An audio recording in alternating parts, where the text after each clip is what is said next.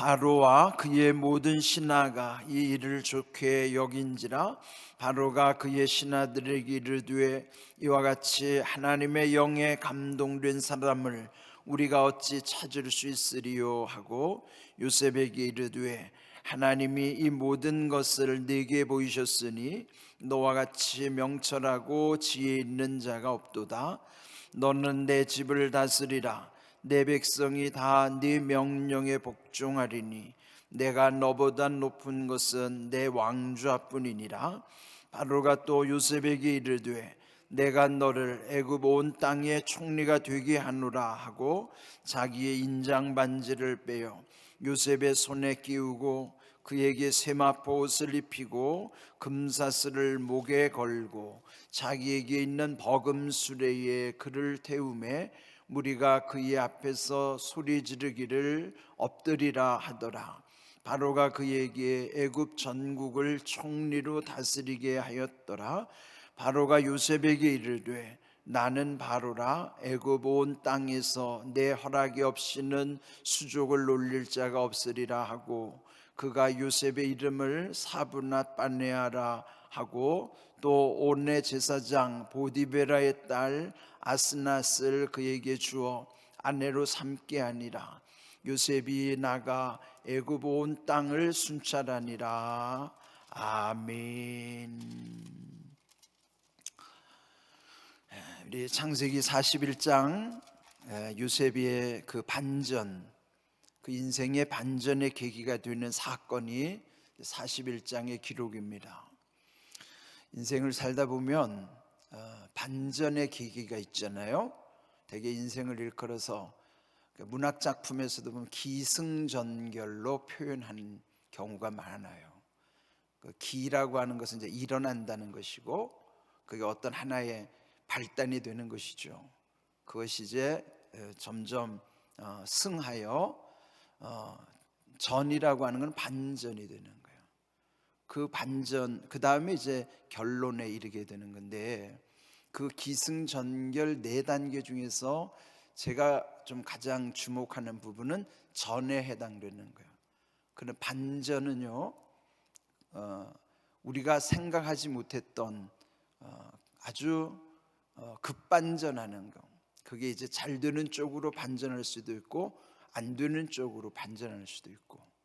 그래서 결국 마지막 결론에 가서 기승전결 결론에 가서 그 반전들이 어떻게 반전되든지 잘 되는 게 중요한 거예요. 문학 작품에서 보면 해피엔딩으로 끝나는 것을 되게 선호하잖아요. 그래서 이 요셉의 삶이 기승전결 마지막 해피엔딩으로 가는데 그 중요한 반전의 고비들이 몇 번 나오잖아요. 그게 이제 첫 번째 반전이 그의 나이 17살 때 형들에게 버림받아서 애굽에 팔려가는 반전이 있어요. 그런데 이제 거기서 안 될 줄 알았는데, 노예로 살 줄 알았는데 또 신임을 얻어서 그 집안에서도 그 가정의 총무로서 그 10년 아주 충실하게 그 보디발에게 신임을 얻게 되죠. 그러나 거기서 또 반전이 일어나는 거예요. 잘 될 줄 알았는데 그 집 하나님의 유혹으로 인하여 또 모함으로 인하여 또 감옥으로 내쳐지는 신세가 되는 거예요. 아주 급전직하, 아주 그냥 감옥으로 떨어지는 반전의 사건이 있죠. 그런데 또 거기서 또 술 맡은 관원장, 떡 맡은 관원장들의 꿈을 잘 풀어줘 가지고 그것이 이제 바로의 꿈을 해몽하는 계기가 되죠. 그래서 이제 바로 왕에게 또 불려가게 되는 또 다른 반전의 계기가 되는 거예요. 이제 이 사건이 가장 중요한 반전인데 오늘 이 말씀이 이제 41장에 기록이 된 것이고, 그리고 이제 여기 우리 앞에서 보았던 대로 그 바로의 꿈을 다 풀어준 거예요.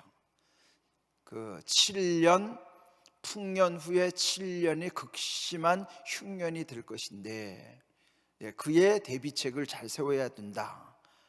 그러려면 이제 우리 앞에서 본 대로 33절 명철하고 지혜 있는 사람을 택하여 그로 하여금 애굽 땅을 다스리는 것, 그리고 감독관들을 두어서 그 7해 풍년 뒤에 7해 흉년을 어떻게 잘 관리해야 하는 것인가.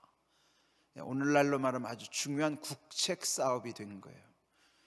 이 일을 이제 이루어 가는 데 있어서 오늘 읽은 37절, 바로와 그의 모든 신하가 이 일을 좋게 여긴지라.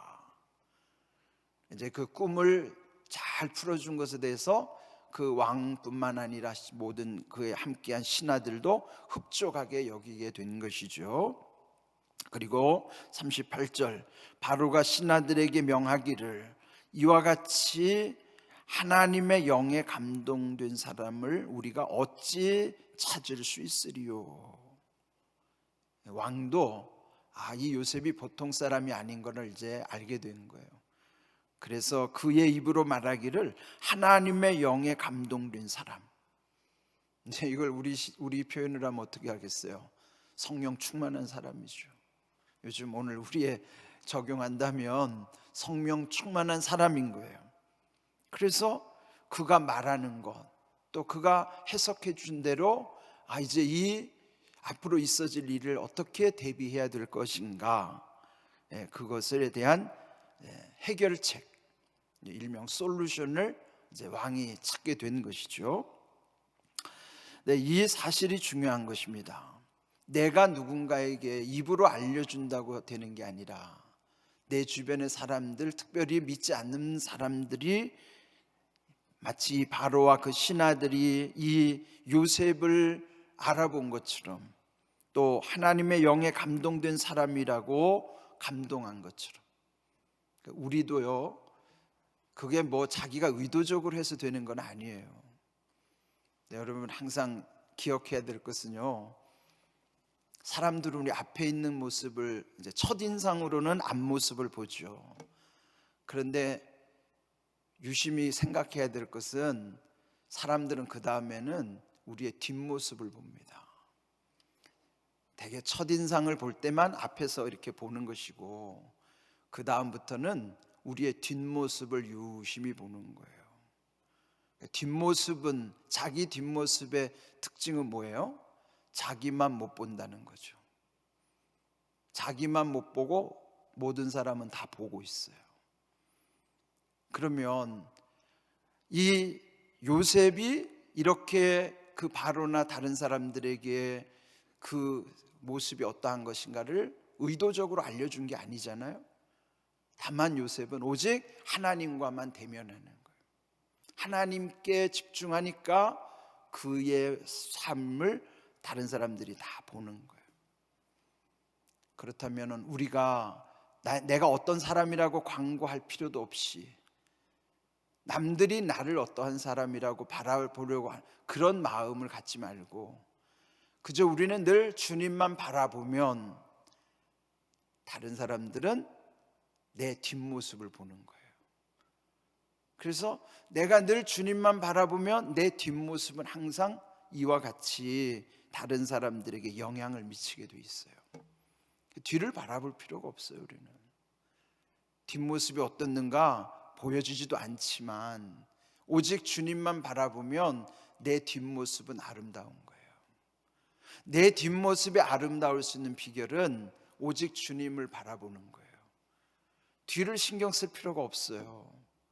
제가 그걸 깨달은 다음부터는 기도할 때 늘 뒤를 안 돌아봅니다. 새벽 기도에 앉아서 기도하면 그저 주님만 바라보고 기도할 뿐이지 누가 왔는지 살필 필요가 없는 거예요. 그런 계기가 있었어요. 전에 작은 교회에서 사역을 할 때, 그때 그 교회 장로님이 한 분 계셨거든요. 그 장로님이 늘 이제 새벽에 운행도 하시고, 그런데 꼭 시간을 보면은 이상하게 제가 원하지 않는 시간에 꼭 나가시는 거예요. 빨리 나가는 것 같은 느낌이 들어요. 그래서 어느 순간부터 좀 마음이 불편해지고 또 그 시간에 나가는가 시계를 확인하게 되고, 근데 어느 순간에 하나님이 저를 책망하시는 거예요. 왜 네가 그를 감시하느냐. 그래서 제가 그걸 깨닫고 엄청 많이 울었어요. 그러니까 그 이후부터는 제가 뭐 장로님이 누가 왔는지, 뭐 새벽 기도에 누가 참석했는지 나 이거 신경 안 쓰기로 했어요. 그때부터.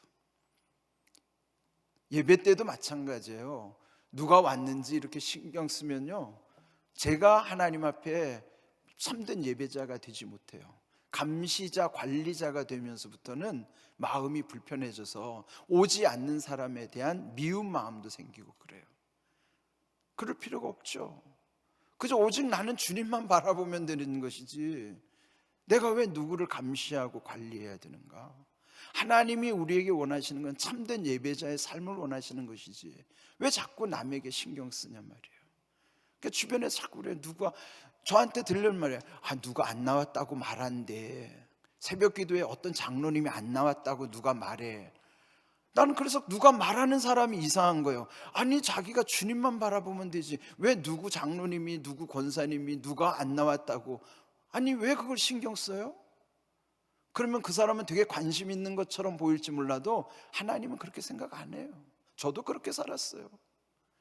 여러분, 누구를 감시하거나 관리하려고 하지 마시고 여러분이 참된 예배자로서 그냥 기도하러 왔으면 오직 주님께 기도만 하세요.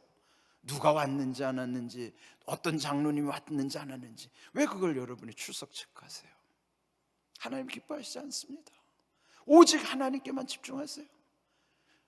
그러면 여러분의 모습은 아름다운 거예요. 근데 그렇게 말하는 사람이 새벽기도 안 나오면 그게 책 잡힙니다. 자기는 안 나오면서 말이야, 지나 잘하지 말이야. 그런 말이 또 들리는 거예요. 그러니까 우리가 항상 기억해야 하는 거는 하나님만 바라보세요. 주님과의 관계가 아름다우면 여러분의 뒷모습은 아름답게 돼 있어요.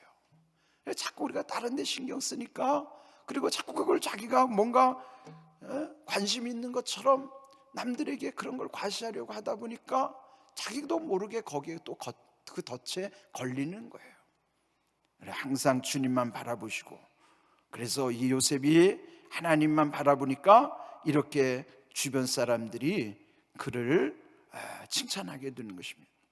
39절, 요셉에게 마침내 명하기를 하나님이 모든 것을 네게 보이셨으니 너와 같이 명철하고 지혜 있는 자가 없도다. 그러면서 너는 내 집을 다스리라. 모든 걸 이제 맡기게 되는 거예요. 여러분, 그 엄청난 앞으로 다가올 일들을 바로는 감당할 수가 없는 것이죠. 사람을 잘 세워야 되는데 적임자를 바로 알아본 것이요. 네가 그것을 감당하라 말이에요. 그러면서 그 41절, 마침내 애굽의 온 땅에 총리로 세워준 것입니다. 그러면서 그 왕이 끼고 있던 이 인장 반지를 빼어서 요셉의 손에 끼워주고 세마포옷을 입혀주고 금사슬 목걸이를 목에다가 걸어주고 버금 수레까지 태워주는 거예요. 이게 뭐예요? 왕 다음에 이 애굽에서 제2인자가 되는 거예요. 이걸 일컬어서 이제 1인 지하 만인지상, 그 말은 이제 1인 지하라는 한 사람 밑에 있지만 만인지상, 만인에게 만인보다 위에 있는 사람. 그럼 뭐 요즘 이제 국무총리를 일컫기도 하고 옛날에는 왕 밑에 있는 영의정을 일컫기도 했지만 2인자를 일컬을 때 1인 지하 만인지상이라고 표현하잖아요. 마침내 이 요셉이 어떤 사람이에요? 외국에서 잡혀온 노예입니다. 외국에서 잡혀온 노예고 13년의 험한 세월을 지내다가 마침내 그 더 이상 떨어질 데도 없는 바닥에서 마침내 더 이상 올라갈 곳이 없는 왕의 바로 밑에 그 자리. 이게 천당과 지옥을 오락가락하는 거예요 지금. 왕의 바로 밑에 애굽의 제2인자가 된 1인 지하 만인 지상의 자리까지 올라간 거예요. 이거 누가 하시는 거예요? 하나님이 하시는 거예요. 하나님. 이런 놀라운 일, 그러면서 그 다스리는 권한을 준 것이고, 뿐만 아니라 45절을 보면요, 이름도 애굽식 이름으로 바꿔주는 거예요. 사브낫 바네아.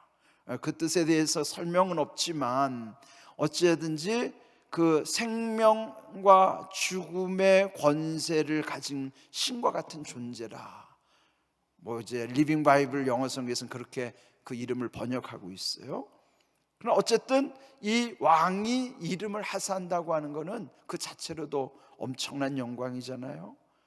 그래서 애굽 이름 사브나 빠네아뿐만 아니라 또 온이라고 하는 지역의 제사장 보디베라의 딸 아스낫을 또 아내로 삼게 했다.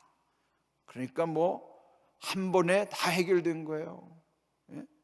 자기 억울했던 거 그게 풀려질, 처음에 요셉이 원했던 거는 자기의 억울함을 풀어달라고 한 것인데 하나님은 그를 일약 애굽의 2인자로 세우시고 또 그에게 이런 권력뿐만 아니라 명예도 주시고 또 장가를 들여보내가지고 가정도 이루게 하시고, 그냥 모든 일이 한꺼번에 이렇게 풀리자면요 이렇게 풀리는 거예요. 하나님이 하시자면 성경에 나오잖아요. 요한계시록에도 보면 열면 닫을 자가 없고 닫으면 열 자가 없는, 그게 하나님의 권세예요. 그래서 여러분 우리가 하나님을 두려워해야죠. 하나님만 바라보고 하나님만 두려워하는 거예요. 그러면 이렇게 요셉이 13년 세월을 이겨낸다는 게 그게 보통 일일까요? 13일도 힘든데 13년 세월을 그 오직 주님 바라보는 것, 그 믿음 아니고서는 그걸 어떻게 이겨내겠어요? 그래서 우리는 주님만 바라보면 우리의 힘이 아니라 하나님이 주시는 은혜 안에서만이 이것을 감당하게 되는 것이죠. 오늘 주신 말씀, 그 요셉의 하나님이 요셉의 하나님만이 아니세요. 우리는 누군가가 하나님을 체험하는 걸 보고 부러워하기만 하잖아요. 근데 그분만의 하나님이 아닌 거예요. 요셉의 하나님은 우리의 하나님, 구체적으로는 나의 하나님이에요. 여러분 자신의 하나님이에요. 그 하나님을 그냥 무슨 남의 일 바라보듯이 저 사람은 좋겠다 부러워하는 하나님으로만 여기지 마세요. 그 하나님 섭섭해 하시지. 내가 네 아버지고 네 하나님인데 왜 너는 마치 남의 아버지 남의 하나님 보듯이 그냥 그렇게 부러워만 하느냐. 하나님이 얼마나 서운해 하시겠어요. 요셉의 하나님은 우리의 하나님이요, 더 구체적으로는 각자 여러분 자신 나의 하나님이신 줄로 믿습니다. 그 귀한 하나님을 향한 신뢰를 갖는 거예요. 절대로 의심하지 아니하고 그 하나님을 의지하는 거예요. 그리고 요셉이 이렇게 될 수 있는 거 오직 주님 바라봤을 때 그 뒷모습이 아름다운 것처럼. 그러면 여러분 남을 신경 쓸 이유가 없잖아요. 거리낄 것도 없지요. 눈치 볼 것도 없어요. 그러니까 우리 늘 항상 그러잖아요. 우리 뭐 속된 말로 뒤가 캥긴다는 말을 쓰잖아요. 왜 뒤가 캥겨요? 주님 바라보는 사람은 뒤가 캥길 이유가 없어요. 늘 주님 바라보시는 은혜로 모든 일이 아름다운 뒷모습, 늘 여러분 평안함과 담대함으로 살아갈 수 있기를 주님의 이름으로 축복합니다. 아멘.